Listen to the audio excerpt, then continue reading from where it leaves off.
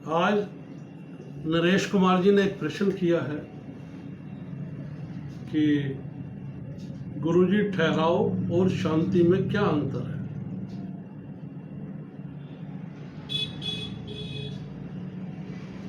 तो नरेश जी,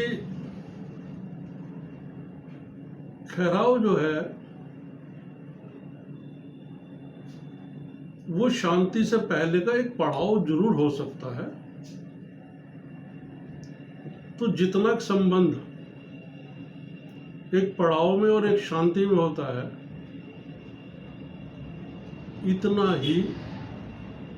बनेगा। अब इसे थोड़ा सा अगर हम विस्तार से सुने और समझें कि ठहराव जो है वो शांति से पहले का पड़ाव बन सकता है, संभावना है इस बात की कि बन सकता है, लेकिन निर्भर करेगा एक व्यक्ति की अपनी सोच पर।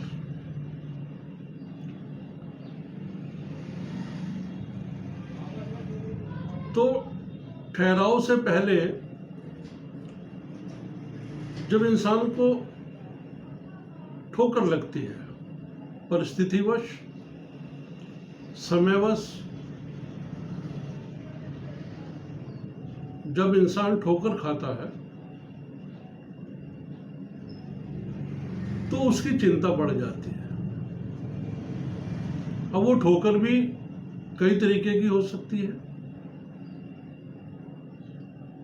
एक इंसान चलता हुआ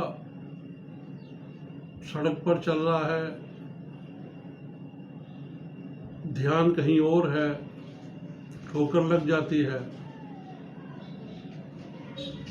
पैर का अंगूठा या उंगलियां उससे घायल हो जाती हैं या पैर घायल हो जाता है।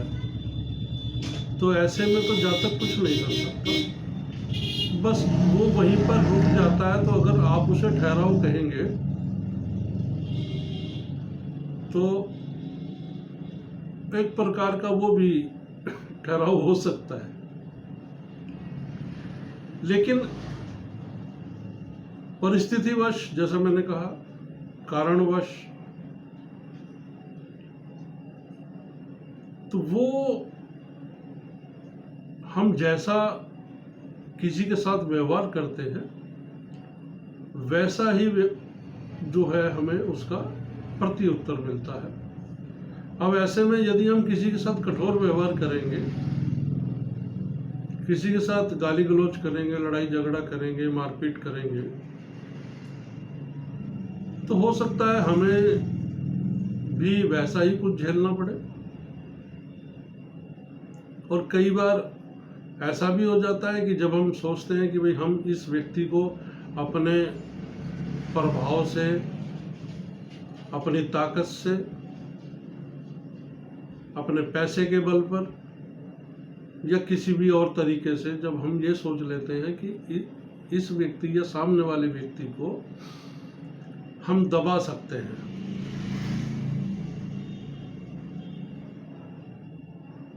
और वो हमारी सारी संभावनाओं पर, हमारी सारी अपेक्षाओं पर पानी फेरता हुआ जब हमारे सामने अडिग हो जाता है, अड़ जाता है, तब हमारे मन को बहुत चोट लगती है। तो ऐसी कंडीशन में भी हमारे पास 3 रास्ते होते हैं जिसे हम कहते हैं कि ये ठोकर लग गई। ये भी एक प्रकार की ठोकर है, जब हमारी सारी अपेक्षाओं पर पानी फिर जाता है। तो उस समय भी 3 रास्ते निकलते हैं इसी ठहराव में से। यहाँ एक ठहराव आता है, व्यक्ति सोचने को मजबूर हो जाता है कि मुझे क्या व्यवहार करना चाहिए, तो उसके भी 3 रास्ते हैं।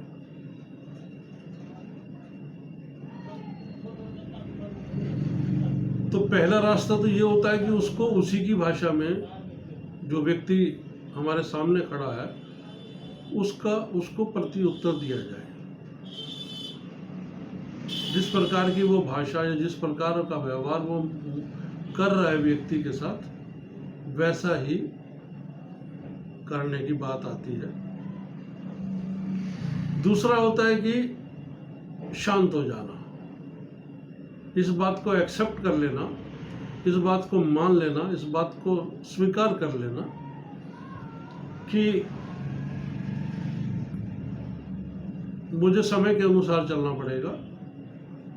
और हो सकता है कि मैं कहीं गलत हूं, तो मुझे यहाँ पर अपने आप के अंदर शांति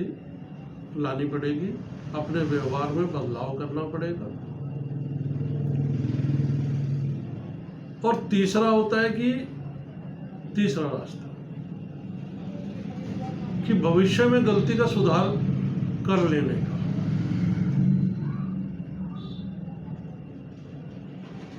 कि भविष्य में गलती का सुधार कर लें और इस प्रकार की गलतियां जिसमें हमारा अहम आड़े आ जाए, हम अपनी किसी भी बात के लिए ईगो बना लें या प्रतिष्ठा का सवाल खड़ा कर लें, ये वो तीसरा रास्ता होता है।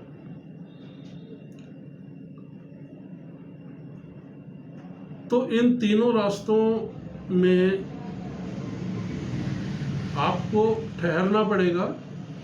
और सोचने के लिए मजबूर होना पड़ेगा कि मुझे किस प्रकार का कदम उठाना है।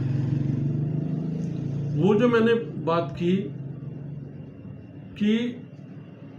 ठहराव शांति का एक रास्ता हो सकता है, एक रास्ता, और वो तब है जब आप ये मानकर चले कि मुझे जो भी कुछ मिल रहा है या जो भी मुझे प्रति उत्तर मिला वो मेरी स्वयं की ईगो थी, मेरा स्वयं का अभिमान था, या मैं एक अनजाने घमंड में जी रहा था, मेरी मैं को मैं ऊपर रखना चाह रहा था।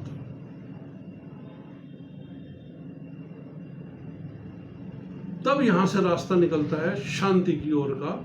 कि मुझे किसी से कोई लड़ाई झगड़ा नहीं करना, मुझे किसी को किसी भी बात का, खास तौर पर ऐसी जो मेरे या किसी के भी हित में ना हो बात, वो मैंने ऐसा कदम नहीं उठाना है। और अपने अहम को, अपनी ईगो को मैं बिल्कुल दरकिनार करके, बिल्कुल अपने से अलग करके और दूसरे के सामने नतमस्तक हो जाऊं, इस बात के लिए कि हो सकता है कि मेरी गलती थी, जो मैंने ईगो बना रखी थी, या मैं आपको या किसी को भी नीचा दिखाने की कोशिश कर रहा था, तो उसके लिए मैं स्वयं दोषी हूं।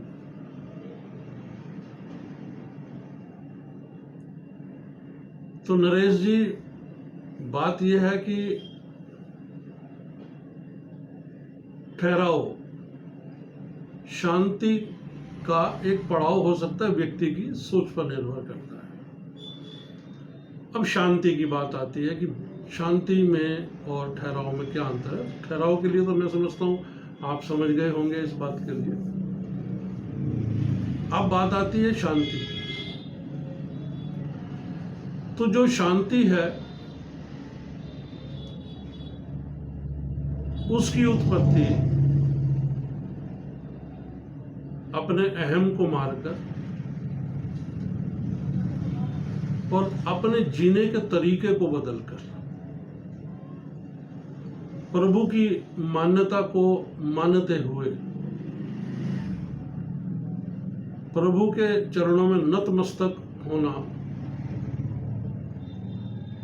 और निरंतर इस बात का ध्यान रखना कि किसी भी व्यक्ति को, और व्यक्ति ही क्यों, किसी भी प्राणी को मैं कोई ऐसा कृत्य ना करूं, मैं ऐसा कोई काम ना करूं जिससे उनको ठेस पहुंचे। वो जानवर भी हो सकता है, वो पक्षी भी हो सकता है, वो पेड़ पौधा भी हो सकता है, और वो इंसान तो हो ही सकता है। तो मैं अपने कृत्य से किसी भी, अपने काम से किसी को भी किसी प्रकार का कोई नुकसान ना पहुंचाऊं, और जीवन को परमात्मा ने जिस रूप में मुझे दिया है, परमात्मा ने मुझे जो भी कुछ दिया है, वो मेरे पहनने, खाने, ओढ़ने, रहने और सभी चीज़ों के लिए मैं संतुष्ट हो जाऊं और परमात्मा को इस बात के लिए धन्यवाद करूं कि प्रभु तुमने मुझे जितना दिया है, जितना भी दिया है, वो मेरे लिए बहुत है।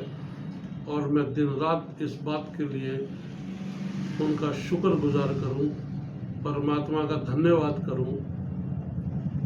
और कभी भी किसी भी हाल में, किसी भी सूरत में मैं अपने अहम को कभी ना जागने दूं, अपने क्रोध पर पूरा नियंत्रण रखूं। तो मुझे लगता है कि कोई भी व्यक्ति जब परमात्मा की उपस्थिति का भान अपने दिमाग में, अपने दिल में, अपने रोम रोम में कर लेता है, तो ऐसा व्यक्ति कभी भी किसी को कोई नुकसान नहीं पहुंचा सकता। और वो आंतरिक रूप से, अब इसे आंतरिक रूप से अपने आप को संतुष्ट मान लेता है और हर वक्त प्रभु का धन्यवाद करता है। इसकी छोटी सी और मैं आपको बता दूं कि दरअसल जो प्रश्न आपने किया वो बीच में से किया था, ठहराव और शांति, बीच में से उठा लिया। शांति तो अंतिम जो स्टेज है, जो अंतिम जो लक्ष्य है वो है। उससे पहले जब तक व्यक्ति को वियोग उत्पन्न नहीं होता, जब तक व्यक्ति पर स्वयं पर कुछ नहीं गुजरता, तब तक व्यक्ति किसी भी बात को मानने के लिए और समझने के लिए तैयार नहीं है, और यहाँ तक कि परमात्मा की उपस्थिति को भी मानने को तैयार नहीं। लेकिन जो मान लेते हैं, जो जान लेते हैं, जो अपने अंदर की यात्रा कर लेते हैं, वो सब अंदर से संतुष्ट हो जाते हैं। और सबसे बड़ी बात नरेश जी ये है कि मैं स्वयं की बात कर रहा हूं कि या कोई भी व्यक्ति जिस दिन ये मान लेता है कि भाई जितना भी मैंने किया है या जिसका मुझे प्रत्युत्तर मिल रहा है, जिस भी काम का, जिस भी मेरे प्रश्न का या जिस भी मेरे कृत्य का, उस सब के लिए मैं स्वयं जिम्मेवार हूं। तो ध्यान रखिएगा कि जिस दिन आप ये सवाल, ये बात अपने मन में ठान लेंगे कि दुनिया के अंदर जितना भी कृत्य मैं स्वयं कर रहा हूं, उसके लिए मैं स्वयं जिम्मेवार हूं, कोई और दोषी नहीं है, तो बस वहीं से आपके मन और मस्तिष्क के अंदर जो शांति पैदा होगी और एक क्रांति घटित होगी, ये ध्यान रखिएगा। और इसका अनुभव जो है वो अपने अहम को मारकर, अपनी ईगो को खत्म करके, अपने स्वाभिमान को खत्म कर जीने में जो मजा आएगा, उसी को शांति कहते हैं।